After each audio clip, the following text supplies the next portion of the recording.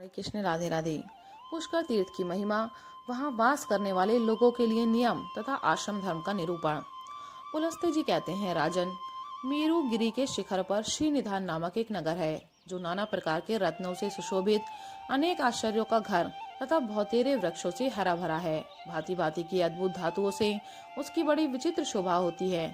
वह स्वच्छ स्फटिक मणि के समान निर्मल दिखाई देता है। वहाँ ब्रह्मा जी का वैराज नामक भवन है, जहाँ देवताओं को सुख देने वाली कांतिमती नाम की सभा है। वह मुनि समुदाय से सेवित तथा ऋषि महर्षियों से भरी रहती है। एक दिन देवेश्वर ब्रह्मा जी उसी सभा में बैठकर जगत का निर्माण करने वाले परमेश्वर का ध्यान कर रहे थे। ध्यान करते करते उनके मन में यह विचार उठा कि मैं किस प्रकार यज्ञ करूं, भूतल पर कहाँ और किस स्थान पर मुझे यज्ञ करना चाहिए। काशी, प्रयाग, तुंगभद्रा, नैमिषारण्य, पुष्कर, कांची, भद्रा, देविका, कुरुक्षेत्र, सरस्वती और प्रभास आदि बहुत से तीर्थ हैं। भूमंडल में चारों ओर जितने पुण्य तीर्थ और क्षेत्र हैं, उन सबको मेरी आज्ञा से रुद्र ने प्रकट किया है, जिससे मेरी उत्पत्ति हुई है। भगवान श्री विष्णु की नाभि से प्रकट हुए उस कमल को ही वेद पाठी ऋषि पुष्कर तीर्थ कहते हैं। इस प्रकार विचार करते करते प्रजापति ब्रह्मा के मन में यह बात आई कि अब मैं पृथ्वी पर चलूं। यह सोचकर वे अपनी उत्पत्ति के प्राचीन स्थान पर आए और वहां के उत्तम वन में प्रविष्ट हुए, जो नाना प्रकार के वृक्षों और लताओं से व्याप्त एवं भांति भांति के फूलों से सुशोभित था। वहां पहुंचकर उन्होंने क्षेत्र की स्थापना की, जिसका यथार्थ रूप से वर्णन करता हूँ। चंद्र नदी के उत्तर प्राची सरस्वती तक और नंदन नामक स्थान से पूर्व क्रम में या कल्प नामक स्थान तक जितनी भूमि है, वह सब पुष्कर तीर्थ के नाम से प्रसिद्ध है। इसमें लोककर्ता ब्रह्मा जी ने यज्ञ करने के निमित्त वेदी बनाई। ब्रह्मा जी ने वहां 3 पुष्करों की कल्पना की। प्रथम ज्येष्ठ पुष्कर तीर्थ समझना चाहिए, जो तीनों लोगों को पवित्र करने वाला और विख्यात है। उसके देवता साक्षात ब्रह्मा जी हैं। दूसरा मध्यम पुष्कर है, जिसके देवता विष्णु हैं, तथा तीसरा कनिष्ठ पुष्कर है, जिसके देवता भगवान रुद्र हैं। यह पुष्कर नामक वन आदि प्रधान एवं गुह क्षेत्र है। वेद में भी इसका वर्णन आता है। इस तीर्थ में भगवान ब्रह्मा सदा निवास करते हैं। उन्होंने भूमंडल के इस भाग पर बड़ा अनुग्रह किया है। पृथ्वी पर विचरने वाले संपूर्ण जीवों पर कृपा करने के लिए ही ब्रह्मा जी ने इस तीर्थ को प्रकट किया है। यहाँ की यज्ञ वेदी को उन्होंने सुवर्ण और हीरे से मढ़ा दिया तथा नाना प्रकार के रत्नों से सुसज्जित करके उसके फर्श को सब प्रकार से सुशोभित एवं विचित्र बना दिया। तत्पश्चात लोक पितामह भगवान ब्रह्मा जी वहां आनंद पूर्वक रहने लगे। साथ ही भगवान श्री विष्णु, रुद्र, 8 वसु, दोनों अश्विनी कुमार, मरुदगण तथा स्वर्गवासी देवता भी देवराज इंद्र के साथ वहां आकर विहार करने लगे। यह तीर्थ संपूर्ण लोकों पर अनुग्रह करने वाला है। मैंने इसकी यथार्थ महिमा का तुमसे वर्णन किया है। जो ब्राह्मण अग्निहोत्र परायण होकर संहिता के क्रम से विधि पूर्वक मंत्रों का उच्चारण करते हुए इस तीर्थ में वेदों का पाठ करते हैं, वे सब लोग ब्रह्मा जी के कृपा पात्र होकर उन्हीं के समीप निवास करते हैं।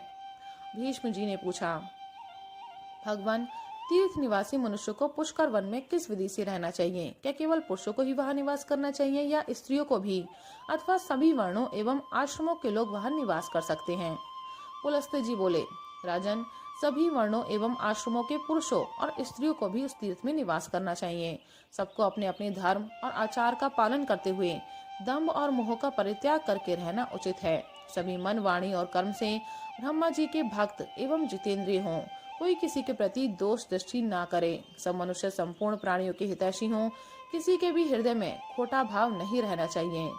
भीष्म जी ने पूछा, ब्राह्मण, क्या करने से मनुष्य इस लोक में ब्रह्मा जी का भक्त कहलाता है? मनुष्यों में कैसे लोग ब्रह्म भक्त माने गए हैं, यह मुझे बताइए।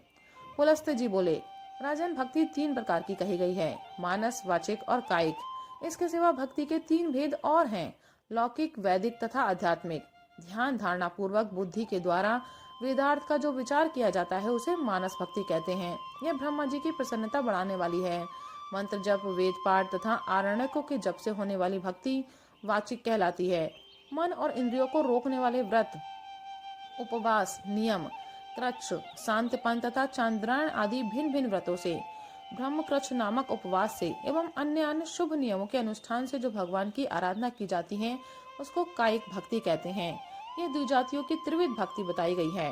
गाय के घी, दूध और दही, रत्न, दीप, कुश, जल, चंदन, माला विविध धातुओं तथा पदार्थ, काले अगर की सुगंध से युक्त एवं घी और गूगल से बने हुए धूप, आभूषण, सुवर्ण और रत्न आदि से निर्मित विचित्र विचित्र हार, नृत्य, वाद, संगीत, सब प्रकार के जंगली फल मूलों के उपहार तथा भक्ष्य भोज्य आदि नैवेद्य अर्पण करके मनुष्य ब्रह्मा जी के उद्देश्य से जो पूजा करते हैं वह लौकिक भक्ति मानी गई है। ऋग्वेद, यजुर्वेद तथा सामवेद के मंत्रों का जप और संहिताओं का अध्यापन आदि कर्म यदि ब्रह्मा जी के उद्देश्य से किए जाते हैं तो वह वैदिक भक्ति कहलाती है। वेद मंत्रों के उच्चारण पूर्वक हविष्य की आहुति देकर जो क्रिया संपन्न की जाती है वह भी वैदिक भक्ति मानी गई है। अमावस्या अथवा पूर्णिमा को जो अग्निहोत्र किया जाता है, यज्ञों में जो उत्तम दक्षिणा दी जाती है तथा देवताओं को जो पुरोडाश और चरु अर्पण किए जाते हैं, ये सब वैदिक भक्ति के अंतर्गत हैं। इष्टि, धृति, यज्ञ संबंधी सोमपान तथा अग्नि, पृथ्वी, वायु, आकाश, चंद्रमा, मेघ और सूर्य के उद्देश्य से किए हुए जितने कर्म हैं, उन सबके देवता ब्रह्मा जी ही हैं। राजन, ब्रह्मा जी की आध्यात्मिक भक्ति दो प्रकार की मानी गई है, एक सांख्यज और दूसरी योगज। इन दोनों का भेद सुनो। प्रधान आदि प्राकृत तत्व संख्या में 24 है। वे सब के सब जड़ एवं भोग्य हैं। उनका भोक्ता पुरुष 25वां तत्व है, वह चेतन है। इस प्रकार संख्या पूर्वक प्रकृति और पुरुष के तत्व को ठीक ठीक जानना सांख्यज भक्ति है। इसे सत्पुरुषों ने सांख्य शास्त्र के अनुसार आध्यात्मिक भक्ति माना है। अब ब्रह्मा जी की योगज भक्ति का वर्णन सुनो। प्रतिदिन प्राणायाम पूर्वक ध्यान लगाएं, इंद्रियों का संयम करें और समस्त इंद्रियों को विषयों की ओर से खींचकर हृदय में धारण करके प्रजानाथ ब्रह्मा जी का इस प्रकार ध्यान करें। हृदय के भीतर कमल है, उसकी कर्णिका पर ब्रह्मा जी विराजमान है। वे रक्त वस्त्र धारण किए हुए हैं, उनके नेत्र सुंदर हैं सब और उनके मुख प्रकाशित हो रहे हैं। ब्रह्म सूत्र कमर के ऊपर तक लटका हुआ है। उनके शरीर का वर्ण लाल है, 4 भुजाएं शोभा पा रही हैं तथा हाथों में वरद और अभय की मुद्राएं हैं। इस प्रकार के ध्यान की स्थिरता योगजन्य मानस सिद्धि है। यही ब्रह्मा जी के प्रति होने वाली पराभक्ति मानी गई है। जो भगवान ब्रह्मा जी में ऐसी भक्ति रखता है वह ब्रह्म भक्त कहलाता है। राजन, अब पुष्कर क्षेत्र में निवास करने वाले पुरुषों के पालन करने योग्य आचार का वर्णन सुनो। पूर्व काल में जब विष्णु आदि देवताओं का वहाँ समागम हुआ था, उस समय सबकी उपस्थिति में ब्रह्मा जी ने स्वयं ही क्षेत्र निवासियों के कर्तव्य को विस्तार के साथ बतलाया था। पुष्कर क्षेत्र में निवास करने वालों को उचित है कि वे ममता और अहंकार को पास न आने दें, आसक्ति और संग्रह की वृत्ति का परित्याग करें। बंधु बांधवों के प्रति भी उनके मन में आसक्ति नहीं रहनी चाहिए। वे ढेले, पत्थर और सुवर्ण को समान समझें। प्रतिदिन नाना प्रकार के शुभ कर्म करते हुए संपूर्ण प्राणियों को अभयदान दें। नित्य प्राणायाम और परमेश्वर का ध्यान करें। जप के द्वारा अपने अंतकरण को शुद्ध बनाएं। यति धर्म के कर्तव्यों का पालन करें। सांख्य योग की विधि को जाने तथा संपूर्ण संशयों का उच्छेद करके ब्रह्म का बोध प्राप्त करें। क्षेत्र निवासी ब्राह्मण इसी नियम से रहकर वहाँ यज्ञ करते हैं। अब पुष्कर वन में मृत्यु को प्राप्त होने वाले लोगों का जो फल मिलता है उसे सुनो। वे लोग अक्षय ब्रह्म सायुज्य को प्राप्त होते हैं, जो दूसरों के लिए सर्वथा दुर्लभ है। उन्हें उस पद की प्राप्ति होती है जहाँ जाने पर पुनः मृत्यु प्रदान करने वाला जन्म नहीं ग्रहण करना पड़ता। वे पुनरावृत्ति के पथ का परित्याग करके ब्रह्म संबंधिनी पराविद्या में स्थित हो जाते हैं। भीष्म जी ने कहा, ब्राह्मण, पुष्कर तीर्थ में निवास करने वाली स्त्रियां, मलेच्छ, शूद्र, पशु पक्षी, मृग, गूंगे, जड़, अंधे तथा बहरे प्राणी जो तपस्या और नियमों से दूर हैं, किस गति को प्राप्त होते हैं बताने की कृपा करें। पुलस्त्य जी बोले, भीष्म, पुष्कर क्षेत्र में मरने वाले मलेच्छ, शूद्र, स्त्री, पशु पक्षी और मृग आदि सभी प्राणी ब्रह्मलोक को प्राप्त होते हैं।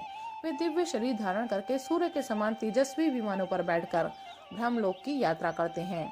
त्रियोगनी में पड़े हुए पशु पक्षी, कीड़े मकोड़े, चींटियां, थलचर, जलचर, स्वदेज, अंडज, उद्देज और जरायुज आदि प्राणी यदि पुष्कर वन में प्राण त्याग करते हैं तो सूर्य के समान कांतिमान विमानों पर बैठकर ब्रह्मलोक में जाते हैं।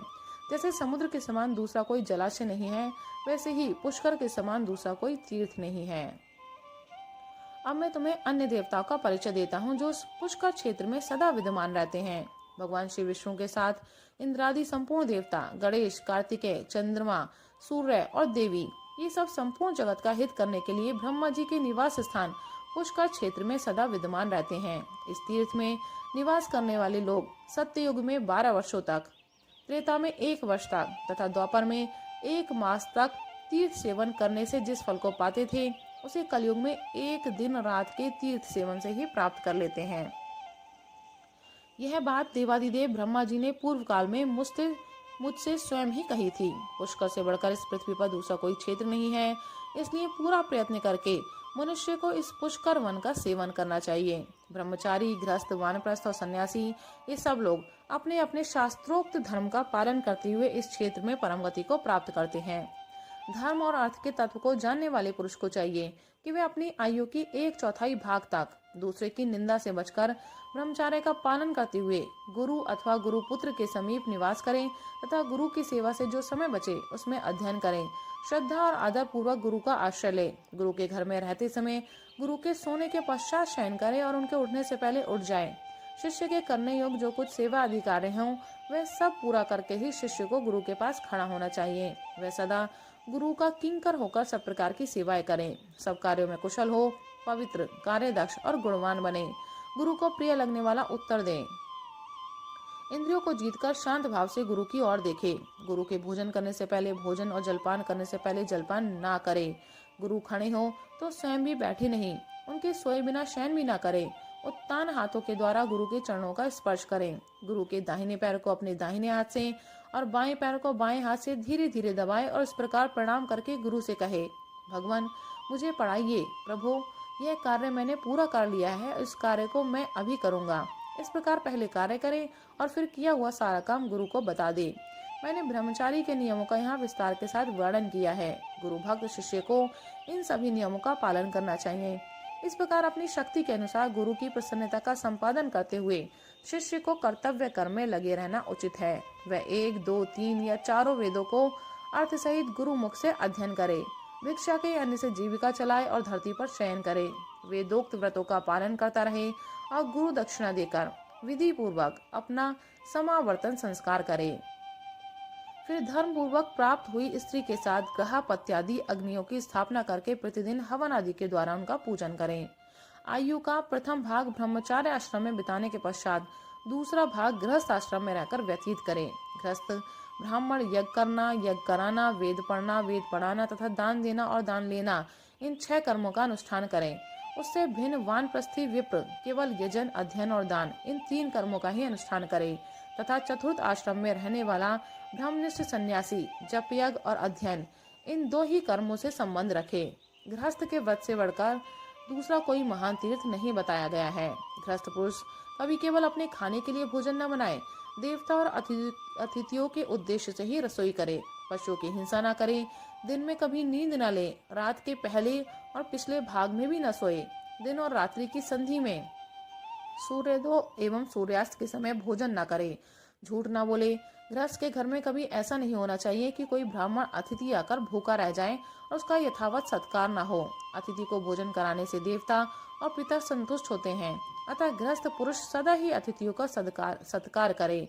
जो वेद विद्या व्रत में निष्णात, श्रोत्रिय, वेदों के पारगामी, अपने कर्म से जीविका चलाने वाले, जितेंद्रिय, क्रियावान और तपस्वी हैं, उन्हीं श्रेष्ठ पुरुषों के सत्कार के लिए हव्य और कव्य का विधान किया गया है। जो नश्वर पदार्थों के प्रति आसक्त हैं, अपने कर्म से भ्रष्ट हो गया है, अग्निहोत्र छोड़ चुका है, गुरु की झूठी निंदा करता है और असत्य भाषण में आग्रह रखता है, वे देवताओं और पितरों को अर्पण करने योग्य अन्न के पाने का अधिकारी नहीं है। गृहस्थ की संपत्ति में सभी प्राणियों का भाग होता है। जो भोजन नहीं बनाते उन्हें भी गृहस्थ पुरुष अन्न दे। वे प्रतिदिन विघस और अमृत भोजन करे। यज्ञ से देवता और पितर आदि को अर्पण करने से बचा हुआ अन्न भविष्य के समान एवं अमृत माना गया है तथा जो कुटुंब के सभी मनुष्य के भोजन कर लेने के पश्चात उनसे बचा हुआ अन्न ग्रहण करता है उसे विघसाशी, विघस अन्न भोजन करने वाला कहा गया है। गृहस्थ पुरुष को केवल अपनी ही स्त्री से अनुराग रखना चाहिए। वे अपने मन को वश में रखें, किसी के गुणों में दोष न देखे और अपनी संपूर्ण इंद्रियों को काबू में रखे। ऋत्विक, पुरोहित, आचार्य, मामा, अतिथि, शरणागत, वृद्ध, बालक, रोगी, वैद्य, कुटुंबी, संबंधी, बांधव, माता पिता, दामाद, भाई, पुत्र, स्त्री, बेटी तथा दास दासियों के साथ विवाद नहीं करना चाहिए। जो इनसे विवाद नहीं करता वह सब प्रकार के पापों से मुक्त हो जाता है। जो अनुकूल बर्ताव के द्वारा इन्हें अपने वश में कर लेता है वह संपूर्ण लोकों पर विजय पा जाता है, इसमें तनिक भी संदेह नहीं है। आचार्य ब्रह्मलोक का स्वामी है, पिता प्रजापति लोक का प्रभु है, अतिथि संपूर्ण लोकों का ईश्वर है, ऋत्विक वेदों का अनुष्ठान और प्रभु होता है, दामाद अप्सराओं के लोक का अधिपति है। कुटुंबी विश्व देव संबंधी लोकों के अधिष्ठाता है। संबंधी और बांधव दिशाओं के तथा माता और मामा भूलोक के स्वामी हैं। वृद्ध, बालक और रोगी मनुष्य आकाश के प्रभु हैं। पुरोहित ऋषि लोक के और शरणागत साध्य लोकों के अधिपति हैं। वैद्य अश्विनी कुमारी के लोक का तथा भाई वसुलोक का स्वामी है। पत्नी वायु लोक की ईश्वरी तथा कन्या अप्सराओं के घर की स्वामिनी है। बड़ा भाई पिता के समान होता है। पत्नी और पुत्र अपने ही शरीर हैं। दास वर्ग परछाई के समान है तथा कन्या अत्यंत दीन दया के योग्य मानी गई है। इसलिए उपर्युक्त व्यक्ति कोई अपमानजनक बात भी कह दे तो उसे चुपचाप सह लेना चाहिए। कभी क्रोध या दुख नहीं करना चाहिए। गृहस्थ धर्मपरायण विद्वान पुरुष को एक ही साथ बहुत से काम नहीं आरंभ करने चाहिए। धर्मज्ञ को उचित है कि वे किसी एक ही काम में लगकर उसे पूरा करें। गृहस्थ ब्राह्मण की 3 जीविकाएं हैं। उनमें उत्तरोत्तर श्रेष्ठ एवं कल्याणकारक है। पहली है कुंभ धान्य वृत्ति, जिसमें एक घड़े से अधिक धान्य का संग्रह न करके जीवन निर्वाह किया जाता है। दूसरी उच्छृंखल वृत्ति है, जिसमें खेती कट जाने पर खेतों में गिरी हुई अनाज की बाली चुनकर लाई जाती हैं और उन्हीं से जीवन निर्वाह किया जाता है। तीसरी कापोती वृत्ति है, जिसमें खलिहान और बाजार के अन्न के बिखरे हुए दाने चुनकर लाए जाते हैं तथा उन्हीं से जीविका चलाई जाती है। जहाँ इन 3 वृत्तियों से जीविका चलाने वाले पूजनीय ब्राह्मण निवास करते हैं, उस राष्ट्र की वृद्धि होती है। जो ब्राह्मण गृहस्थ की इन 3 वृत्तियों से जीवन निर्वाह करता है और मन में कष्ट का अनुभव नहीं करता, वह 10 पीढ़ी तक के पूर्वजों को तथा आगे होने वाली संतानों की भी 10 पीढ़ियों को पवित्र कर देता है। अब तीसरे आश्रम वानप्रस्थ का वर्णन करता हूँ, सुनो। गृहस्थ पुरुष जब यह देख ले कि मेरे शरीर में झुर्रियां पड़ गई हैं, सिर के बाल सफेद हो गए हैं और पुत्र के भी पुत्र हो गया है, तब वे वन में चला जाए। जिन्हें गृहस्थ आश्रम के नियमों से निर्वेद हो गया है, अतएव जो वानप्रस्थ की दीक्षा लेकर गृहस्थ आश्रम का त्याग कर चुकते हैं, पवित्र स्थान में निवास करते हैं। जो बुद्धि बल से संपन्न तथा सत्य, शौच और क्षमा आदि सद्गुणों से युक्त हैं, उन पुरुषों के कल्याण में नियमों का वर्णन सुनो। प्रत्येक द्विज को अपनी आयु का 3रा भाग वानप्रस्थ आश्रम में रहकर व्यतीत करना चाहिए। वानप्रस्थ आश्रम में भी वे उन्हीं अग्नियों का सेवन करे जिनका गृहस्थ आश्रम में सेवन करता था। देवताओं का पूजन करे, नियम पूर्वक रहे, नियमित भोजन करे, भगवान श्री विष्णु में भक्ति रखे तथा यज्ञ के संपूर्ण अंगों का पालन करते हुए प्रतिदिन अग्निहोत्र का अनुष्ठान करे। धान और जौ वही ग्रहण करे जो बिना जोती हुई जमीन में अपने आप पैदा हुआ हो। इसके सिवा निवार और विघस अन्न को भी वह पा सकता है। उसे अग्नि में देवताओं के निमित्त हविष्य भी अर्पण करना चाहिए। वानप्रस्थी लोग वर्षा के समय खुले मैदान में आकाश के नीचे बैठते हैं। हेमंत ऋतु में जल का आश्रय लेते हैं और ग्रीष्म में पंचाग्नि सेवन रूप तपस्या करते हैं। उनमें से कोई तो धरती पर लौटते हैं, कोई पंजों के बल खड़े रहते हैं और कोई एक स्थान पर एक आसन से बैठे रह जाते हैं। कोई दांतों से ही उखल का काम लेते हैं, दूसरे किसी साधन द्वारा फोड़ी हुई वस्तु नहीं ग्रहण करते। कोई पत्थर से कूट कर खाते हैं, कोई जौ के आटे को पानी में उबालकर उसी को शुक्ल पक्ष या कृष्ण पक्ष में एक बार पी लेते हैं। कुछ लोग ऐसे होते हैं जो समय पर अपने आप प्राप्त हुई वस्तु को ही भक्षण करते हैं। कोई मूल, कोई फल और कोई फूल खाकर ही नियमित जीवन व्यतीत करते हैं। इस प्रकार वे न्याय पूर्वक वानप्रस्थियों के नियमों का दृढ़ता पूर्वक पालन करते हैं। वे मनीषी पुरुष ऊपर बताए हुए तथा अन्य नाना प्रकार के नियमों की दीक्षा लेते हैं। चौथा आश्रम संन्यास है। यह उपनिषद द्वारा प्रतिपादित धर्म है। गृहस्थ और वानप्रस्थ आश्रम प्रायः साधारण मिलते जुलते माने गए हैं, किंतु संन्यास इनसे भिन्न विलक्षण होता है। तात प्राचीन युग में सर्वार्थदर्शी ब्राह्मणों ने संन्यास धर्म का आश्रय लिया था। अगस्त्य, सप्तऋषि, मधुछंदा, गवेषण, सांकृति, सुदेव, भांडी, यवप्रोत, कृतश्रम, अहोवीर्य, काम्य, स्थाणु, मेधातिथि, बुद्ध, मनोवाक, शनिवाक, शून्यपाल और अकृत श्रम ये धर्म तत्व के यथार्थ ज्ञाता थे। इन्हीं धर्म के स्वरूप का साक्षात्कार हो गया था। इनके सिवा धर्म की निपुणता का ज्ञान रखने वाले उग्र तपस्वी ऋषियों के जो यायावर नाम से प्रसिद्ध गण हैं, वे सभी विषयों से उपरत हो माया के बंधन को तोड़कर वन में चले गए थे। मुमुक्षु को उचित है कि वह सर्वस्व दक्षिणा देकर सबका त्याग करके तत्काल आत्म कल्याण करने वाला बने। आत्मा का ही यजन करे, विषयों से उपरत हो आत्मा में ही रमण करे तथा आत्मा पर ही निर्भर करे। सब प्रकार के संग्रह का परित्याग करके भावना के द्वारा गहा पत्यादि अग्नियों की आत्मा में स्थापना करे और उसमें तद अनुरूप यज्ञों का सर्वदा अनुष्ठान करता रहे।